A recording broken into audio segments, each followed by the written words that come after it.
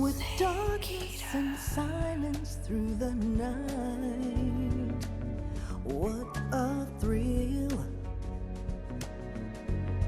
I'm searching and I'll melt into you.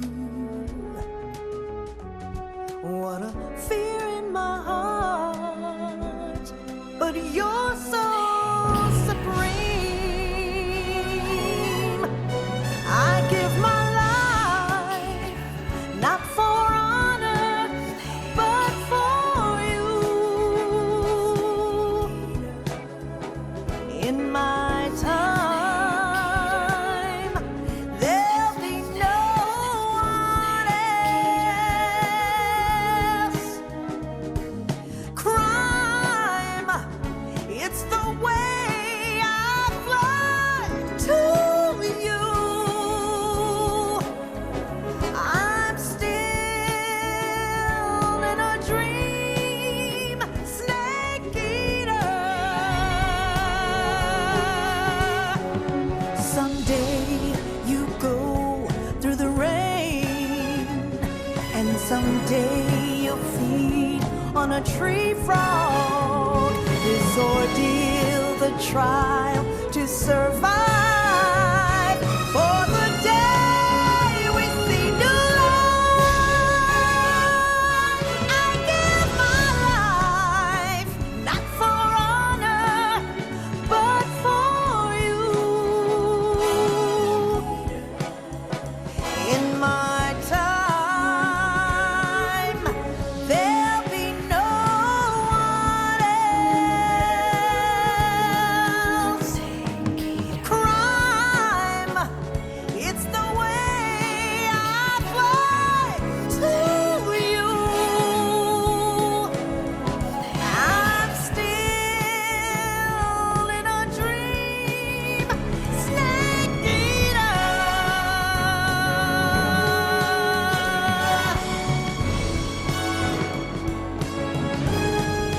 I'm still in a dream, snake eater.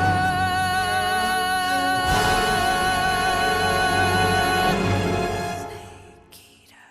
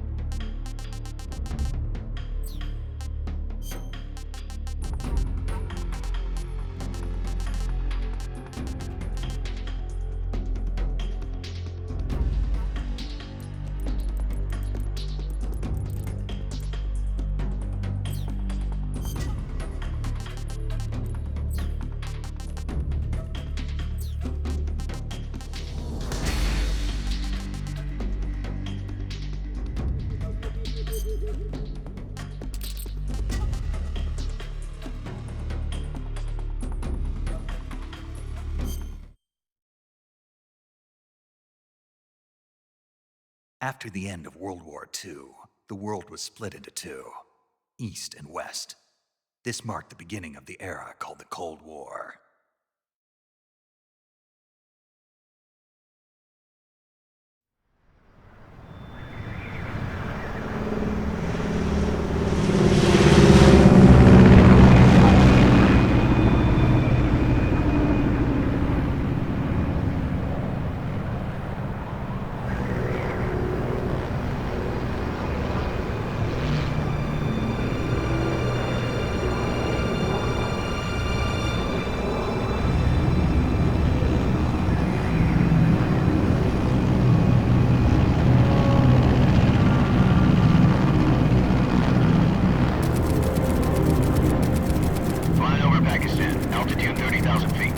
Approaching Soviet airspace.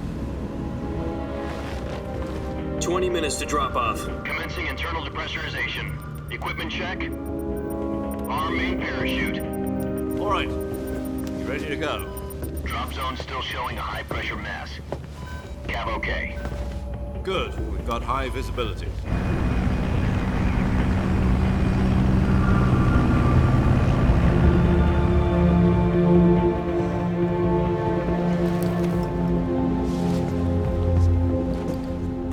cigar. Connecting oxygen hose to interior connector. Put on your mask.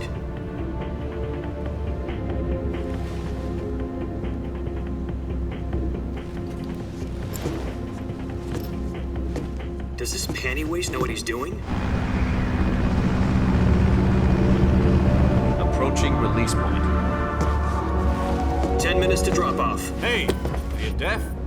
He said put out the cigar and put on your mask.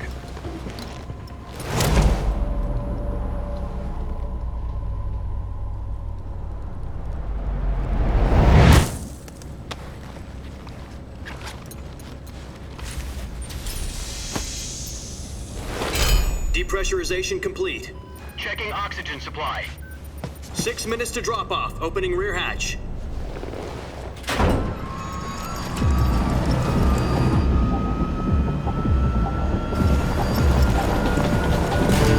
Sunrise.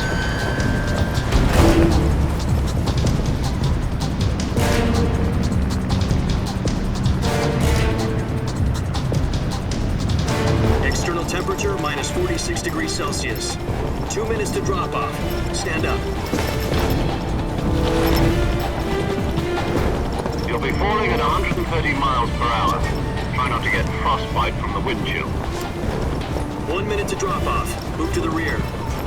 Activate bailout bottle. This is one for the history books. The world's first halo jump. 10 seconds to drop off. Stand by. Status okay. All green. Prepare for drop-off. Countdown. 5, 4, 3, 2, 1. Spread your wings And fly. God be with you.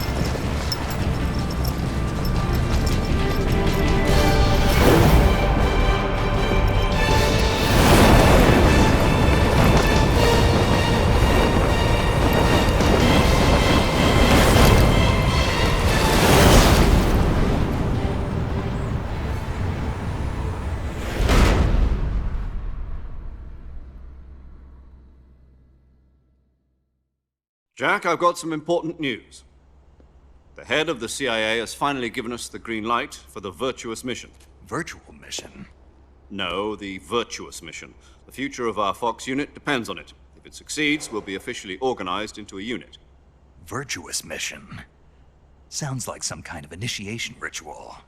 You know, don't get cocky. This isn't a training op. Right. So what exactly is this wonderful mission? Well, about 2 years ago, a certain Soviet scientist requested asylum in the West through one of our moles. His name is Nikolai Stepanovich Sokolov. He's head of the OKB 754 Design Bureau, one of the Soviets' top-secret weapon research facilities, and the East's foremost expert on weapons development. Sokolov? Isn't he that famous rocket scientist? The very same. On April the 12th, 1961, the Soviets achieved the first manned spaceflight in history. The Earth was blue, but there was no God. Well spoken. The rocket that carried Yuri Gagarin into orbit was the A-1, known as the Vostok rocket. Sokolov is said to be the man most responsible for the multi-engine cluster used in that rocket. After Gagarin's flight, Sokolov left rocket development to become the head of the newly established Design Bureau. From a lowly technician to head of a design bureau, that's quite a success story, so why do you want to defect? It seems he'd become afraid of his own creations. Afraid? Call it a crisis of conscience. And for that, he left his country and his family behind and went over the fence? Not exactly. One of his conditions was that his family was also to be taken safely to the West. We used a mole to get the family out first and succeeded in sneaking Sokolov over the Berlin Wall shortly afterwards. I was the one who conducted the operation. The security on the eastern side was still full of holes back then. Then what? We got Sokolov over in one piece, but the whole ordeal had left him exhausted, and we checked him into a hospital in West Berlin. It took him 2 weeks and more than 600 miles to get from the research facility in the Soviet Union to Berlin. He was in no condition to say anything coherent. And it was only a week later that we had something much bigger on our hands. The Cuban Missile Crisis. October the 16th, 1962, President Kennedy received word that the Soviets were in the process of deploying intermediate-range ballistic missiles in Cuba. The President demanded that the Soviets dismantle and remove the missiles. At the same time, he announced a naval blockade to prevent further missile shipments from reaching Cuba. But the Soviets didn't back down, instead placing their armed forces on secondary alert. Soviet transport ships carrying missiles continued on course towards Cuba. US and Soviet forces went on alert for an all-out nuclear war. Frantic negotiations were conducted through the UN's Emergency Security Council and unofficial channels to end the hair-trigger standoff. Finally, on October the 28th, the Soviet Union agreed to remove its missiles from Cuba. And so the world avoided a nuclear holocaust. But in order to get the Soviets to pull their missiles out, we had to make a deal. You mean the one where the US agreed to remove its IRBMs from Turkey? No. The Jupiter IRBMs deployed in Turkey were obsolete, and we were going to get rid of them anyway. They had no strategic value whatsoever to either the US or the Russians. The Turkey deal was a ruse, a cover story that was fed to the other intelligence agencies around the world. So what did the Russians really want? Sokolov. They wanted us to return Sokolov. You mean the Soviets pulled out of Cuba just to get their hands on Sokolov? That's right. What the hell was he working on? At the time, we had no idea. We were running out of time. It was either give up Sokolov or risk full-scale nuclear war. In the end, we had no choice. President Kennedy gave in to Khrushchev's demand. The next day, I got Sokolov out of the hospital, handing him over to agents on the eastern side. Sokolov kept on screaming, "Save me," until he disappeared from my sight. Then a month ago, we received some new information from one of our moles. About Sokolov? Yes. He was taken back to the research facility and forced to continue working on the weapon in question under KGB supervision. What's more, it's on the verge of completion. So what kind of weapon is it? Something to do with space rockets? No, missiles. Same technology. I guess you're right. We don't know the details, but it appears to be a new kind of nuclear device. For half a year now, the Soviets have been conducting frequent nuclear tests at Semipalatinsk. Something to do with the weapon, I assume. We're talking about a secret weapon so big that Khrushchev was ready to pull out of Cuba to get it back. Is Sokolov still in the facility? No. According to our intelligence, he's in Selinoyarsk, a place in the mountains about 3 miles to the west that's known as the Virgin Cliffs. The Virgin Cliffs. Nice name for a virtuous mission. They moved him there just recently. Why?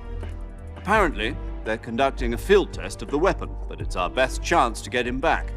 This mission would never have been possible if he was still in the research facility. This is our last chance. Sokolov must have known that too when he contacted us.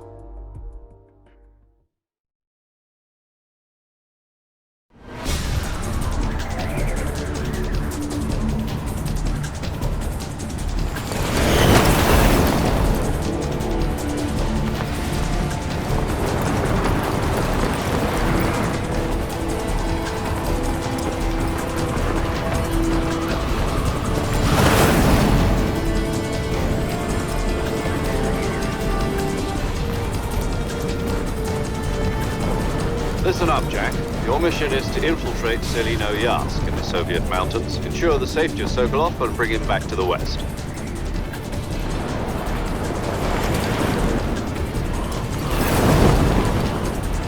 If we don't get Sokolov back before that weapon is complete, we'll be facing a major crisis. The clock is ticking.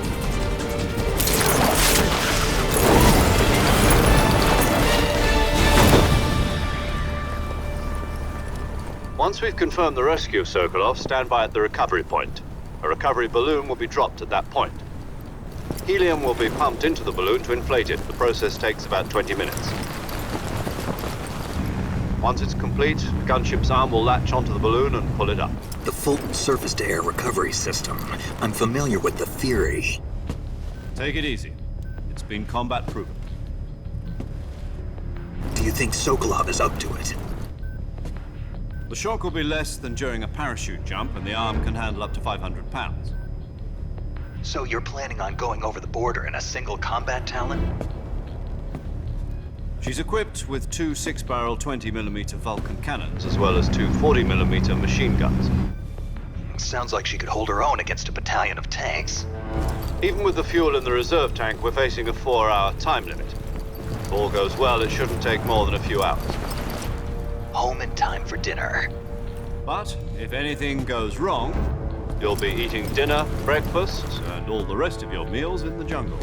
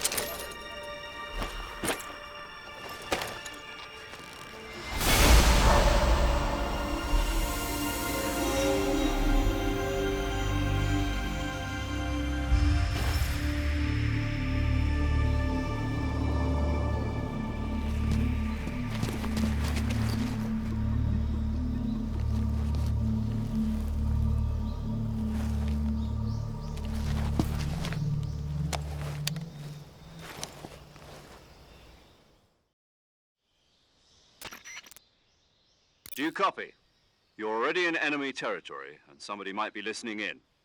From here on out, we'll be using code names to refer to each other. Your code name for this mission will be Naked Snake. I'll be referring to you as Snake from now on. You're not to mention your real name. Snake? Oh, you don't like snakes? What do you mean? Well, you've eaten one before, haven't you? In survival training? I'm glad to hear that. I don't know if I'd ever order one in a restaurant, but... Be careful, you might not have a choice. What about you, Major? What should I call you? Let's see. I'll be Tom. Call me Major Tom. This will be a sneaking mission. You must not be seen by the enemy. You must leave no trace of your presence. Is that clear? This kind of infiltration is the Fox unit's speciality. In other words, weapons and equipment are procured on site. That goes for food as well. You're completely naked, just as your name implies. Great. Now I see why you asked me if I like snakes. I suppose calling me Snake was your idea of a joke, too. No. There's a good reason for that. I'll tell you later when the time is right. Gotcha. Getting back to the subject, how exactly am I supposed to feed myself? You've been issued a knife and a tranquilizer gun. Use them to hunt for food. You'll also find some medical supplies in your backpack. Yeah, about the backpack. I lost it in a tree on the way down. I see. Well, you'd better go back and get it then. You know where it is? No problem. I can see it from here. It's stuck on a branch. To climb a tree, stand in front of a tree that's covered in ivy and press the action button. I'll be monitoring your progress over the radio. We can't risk violating Soviet airspace, but I'll be in the gunship. My frequency is 140.85. I'll give you a call if I need to talk to you. If you need to talk to me, use the send function. Okay, Snake, go get your backpack.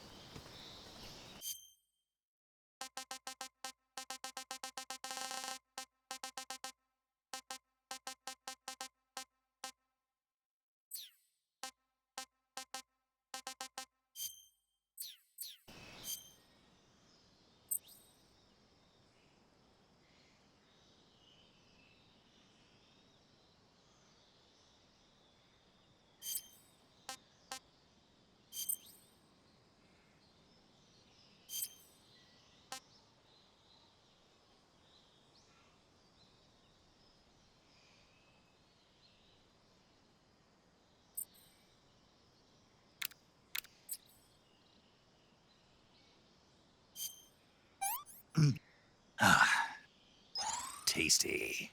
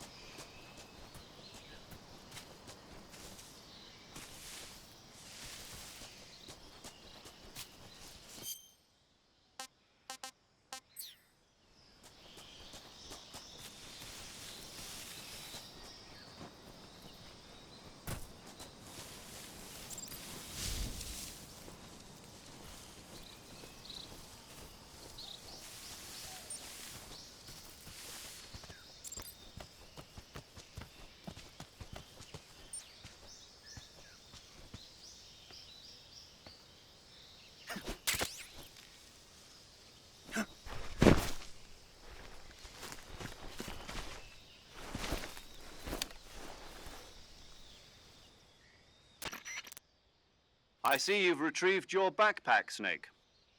To equip a weapon, it's necessary to take it out of your backpack. In the survival viewer, choose Weapon from the backpack. Your available weapons will be displayed in a list on the screen. From that list, choose the weapon you want to equip and press the Enter button. For other equipped items, just do the same thing from Item. Got it. Use the survival viewer backpack. Yep, that's right. Survival is fundamental to this mission. After you've been out in the field for a while, your stamina will start to drop. If your stamina gets too low, it'll affect your performance. You won't be able to shoot accurately, for example, and your wounds won't heal as smoothly. Keep an eye on your stamina so you don't run out. To recover lost stamina, you can hunt for local flora and fauna. You can use either your tranquilizer gun or your knife to hunt. My only weapon is a Mark 22 Hush Puppy tranquilizer gun? That's right. It's been fitted with its own suppressor. However, the suppressor will deteriorate every time you fire. Once its durability reaches 0, the noise suppression effect will be gone. So don't get too trigger happy with it. The suppressor's durability is shown in the icon. Any weapons and equipment beyond what you're carrying now, you'll have to find as you go. I have to find my own weapons and equipment? Whose crazy idea was this anyway? Solo covert actions are standard Fox operating procedure. You can't leave any traces of your presence. No weapons, equipment, footprints, sweat, or bodily wastes. The same goes for bullets and cartridges, too. Your presence in enemy territory is already a violation of international conventions of warfare. There aren't supposed to be any American soldiers in Russia. It could spark an international incident. You can't let anyone see you. You can't let the enemy know you're there. This is a stealth mission. You're a ghost, Snake, in every sense of the word. And there'll be no rescue if you're captured. The military and US government will deny any involvement in the affair. Then I'll just have to take care of myself, huh? I'm afraid so. You've been given a fake death pill for that purpose. SIS guidelines stipulate that soldiers on covert ops like this one be issued a potassium cyanide capsule. Tape it to your body so you can take it when you need to. How generous of you. Use it if you're taken prisoner by the enemy. It'll send you into a state of false death for a short time. Fooling them into thinking that I'm really dead. So how do I come back to life? Just take the revival pill. You mean that thing they put in my tooth before the mission? That's the one. But be careful. If you remain in a state of false death for too long, nothing will be able to bring you back. Remember that. I'll keep it in mind. You said this was a solo mission, right? Right. I guess that means I can't count on any reinforcements. Correct. The mission rests entirely in your hands. A real one-man army. Relax. There's a support team ready to back you up over the radio. Who? I'll introduce them to you. This time, survival is of utmost importance. The first member of the support team will be in charge of monitoring your physical condition, acting as a medic, so to speak, as well as recording your mission data. She's a member of Fox as well, and she's here on the gunship with me. She? Hello, Snake. I'm paramedic. Nice to meet you. Paramedic. As in a medic who comes in by parachute. Aren't you going to tell me your real name? Are you going to tell me yours, Mr. Snake? My name, huh? It's John Doe. And they call you Jack for short. You're a regular Captain Nemo. A name means nothing on the battlefield. After a week, no one has a name. What's your name? Jane Doe. Very funny. I wasn't joking, but I'll tell you my name only if you manage to make it back alive. My frequency is 145.73. She's also in charge of recording your mission data. Whenever you want to save, send a message over the reserved save frequency, 140.96. So saving lets me record my mission data. That's right. It also records the state of your health. Good to know. There's one more person I want to introduce you to, Snake. Huh? Speaking of snakes, you remember the boss, don't you? A legendary soldier and your mentor. Actually, it was the boss that got the DCI's authorization in the first place. She's going to be serving as Fox's mission advisor. The boss is? She also helped me plan this mission. She and I were at SAS together. Jack, is that you? How many years has it been? Boss? That's right. It's me. Oh. Talk to me. Let me hear your voice. It's been 5 years, 72 days, and 18 hours. You've lost weight. You can tell just by the sound of my voice. Of course I can. I know all about you. Really? Well, I don't know anything about you. What's that supposed to mean? Why'd you disappear on me all of a sudden? I was on a top-secret mission. You didn't need me anymore. But there were still so many things I wanted you to teach me. No, I taught you everything you needed to know about fighting techniques. I taught you all I could. The rest you needed to learn on your own. Techniques, sure. But what about how to think like a soldier? How to think like a soldier? I can't teach you that. A soldier needs to be strong in spirit, body, and technique. And the only thing you can learn from someone else is technique. In fact, technique doesn't even matter. What's most important is spirit. Spirit and body are like two sides of a single coin. They're the same thing. I can't teach you how to think. You'll just have to figure it out for yourself. Listen to me, Jack. Just because soldiers are on the same side right now doesn't mean they always will be. Having personal feelings about your comrades is one of the worst sins you can commit. Politics determine who you face on the battlefield. And politics are a living thing. They change along with the times. Yesterday's good might be tomorrow's evil. Is that why you abandoned me? No, it had nothing to do with you. I already told you, Jack. I was on a top-secret mission. A soldier has to follow whatever orders he's given. It's not his place to question why. But you're looking for a reason to fight. You're a natural-born fighter, but you're not quite a soldier. A soldier is a political tool, nothing more. That's doubly true if he's a career soldier. Right and wrong have no place in his mission. He has no enemies and no friends. Only the mission. You follow the orders you're given. That's what being a soldier is. I do whatever I have to get the job done. I don't think about politics. That's not the same thing. Sooner or later, your conscience is going to bother you. In the end, you have to choose whether you're going to live as a soldier or just another man with a gun. There's a saying in the Orient, loyalty to the end. Do you know what it means? Being patriotic. It means devoting yourself to your country. I follow the president and the top brass. I'm ready to die for them if necessary. The president and the top brass won't be there forever. Once their terms are up, others will take their place. I follow the will of the leader, no matter who's in charge. People aren't the ones who dictate the missions. Then who does? The times. People's values change over time, and so do the leaders of a country. So there's no such thing as an enemy in absolute terms. The enemies we fight are only enemies in relative terms, constantly changing with the times. As long as we have loyalty to the end, there's no point in believing in anything, even in those we love. And that's the way a soldier's supposed to think? The only thing we can believe in with absolute certainty is the mission, Jack. All right, but do me a favor. What is it? Call me Snake. Snake. Oh, right. Your codename is Snake. It suits you well. That's right. The legendary unit that the boss put together during World War II was a snake. The Cobra unit, a group of heroes that brought the war to an end and saved the world. As long as you've got a legendary hero backing you up, you'll be fine. Isn't that right, Snake? Yeah, I can't think of anyone else I'd rather have with me. Oh, and one more thing, boss. Yes? It's good to hear your voice again. Same here. After all, who knows if either of us will make it out alive? Snake, you are always best at urban warfare and infiltrating buildings. But this is the jungle. Survival is going to be key. Those CQC techniques I taught you are sure to come in handy. CQC? Close quarters combat, huh? I've been in the Green Berets for the past few years. I'm probably pretty rusty. Not to worry. I'll be here to help you remember. After all, this is your first actual survival mission. I'll be supporting you over the radio. Where are you, boss? Next to the Major? The boss is communicating with us by radio from aboard a Permit-class submarine in the Arctic Ocean. My frequency is 141.80.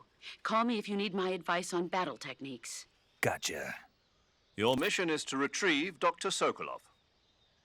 Dr. Sokolov is being held in an abandoned factory located to the north of your current position. Avoid heavy combat and don't let anyone see you. Don't forget that this is a stealth mission.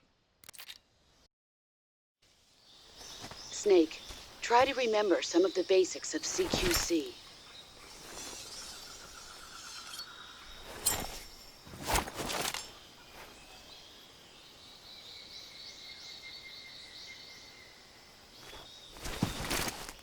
Commencing virtuous mission now.